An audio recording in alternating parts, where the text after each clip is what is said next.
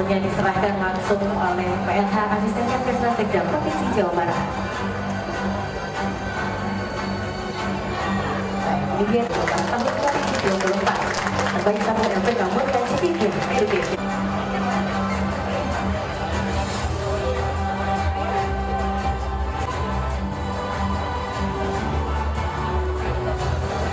Biasa sekali.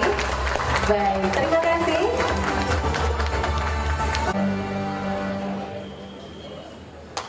Baik, masih tengah kita saksikan LPK Cipta Tunggal Indonesia. Penghargaan ini mendapat manfaat tentunya bagi LPK yang mendapat penghargaan dan menjadi motivasi tentunya untuk LPK.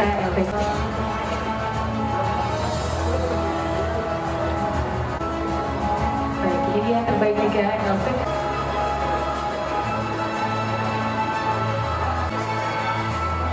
Dan selanjutnya kami mengundang dan kami coba.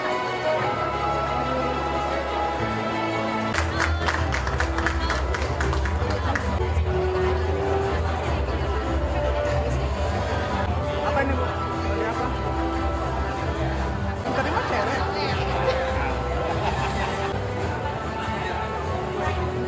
LPK Sirati, kami ucapkan selamat kepada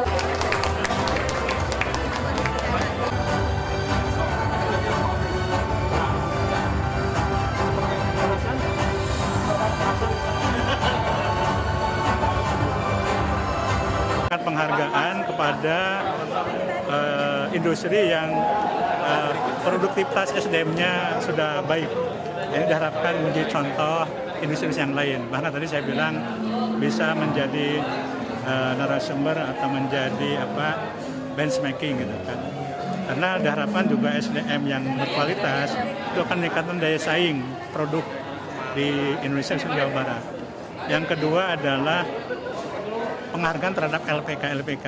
Nah, selama ini juga selain pelatihan yang dilakukan oleh pemerintah lewat balai pelatihan milik pemerintah, juga LPK swasta ini memberikan andil dalam melakukan pelatihan-pelatihan, termasuk yang tenaga kerja ke luar negeri.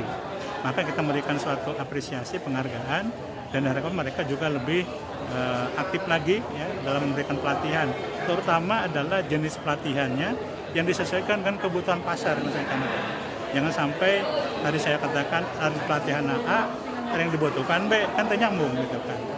Nah, berikutnya adalah bagaimana kita ke depan meningkatkan pelatihan-pelatihan ini, karena kan pasti jadi terbatas anggaran. Kalau yang swasta berbayar kan, kemudian yang pelatihan pemerintah juga biayanya terbatas. Ke depan bagaimana kita kolaborasi dengan perusahaan yang butuh tenaga tersebut, tempatnya adalah dengan LPK dan di kita, kemudian mungkin berbagi peran ya, termasuk peran dari nanti dana CSR gitu kan, termasuk Basnas terutama kalau yang dilatih dari masyarakat miskin.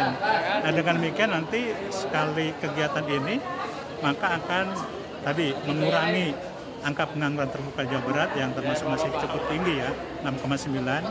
Kemudian juga otomatis kalau nanti sudah ikut pelatihan, kemudian kerja, akhirnya meningkat pendapatan, maka akan mengurangi kemiskinan. Nah, ini sangat strategis. Maka ke depan pelatihan-pelatihan ini harus digiatkan, ditingkatkan, dalam arti volumenya maupun juga jenis pelatihannya. Karena jangan sampai ada yang dilatih, setelah itu nganggur lagi, ikut pelatihan lagi, jadi hanya pencari kerja terus.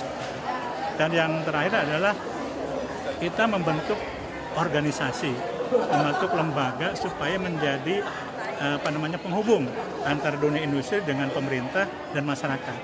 Pemerintah punya sarana pelatihan-pelatihan, ya cuma terbatas mungkin anggarannya. Industri punya kebutuhan SDM yang dibutuhkan seperti apa. Nah, organisasi ini mempertemukan, oh berarti termasuk tadi sekolah ya, karena SMK sekarang mungkin juga apakah sudah ngeling dengan kebutuhan industri. Jangan sampai keterampilan di SMK itu out of date, tidak dibutuhkan industri gitu kan. Industri sekarang butuhnya mungkin IT dan sebagainya. Maka ke depan itu dipertemukan. Mana yang pelatihan, mana yang SMK yang sesuai dibutuhkan industri. Dan di sini pentingnya ada forum komunikasi tadi. Dan ini ke depan itu maka SMK juga harus berbenah apa sih pelatihan apa. Sehingga keluaran dari SMK itu tinggal dipoles ya, kemudian bisa kerja di industri. Sebaliknya juga dengan tadi LPK itu. Jadi ekosistem ini diharapkan lembaga dari pertemuan antara industri, jadi perwakilan ya dari industri, dari pendidikan, dari pemerintah dan tenaga kerja. Maka duduk bersama untuk membicarakan bagaimana rencana, tadi kan 5 tahun ya, rencana 5 tahun ke depan itu seperti apa kebutuhan tenaga kerja. Latihan apa yang harus dilaksanakan, oleh siapa, dari mana sumber daya. Itu yang dilakukan dalam pertemuan itu.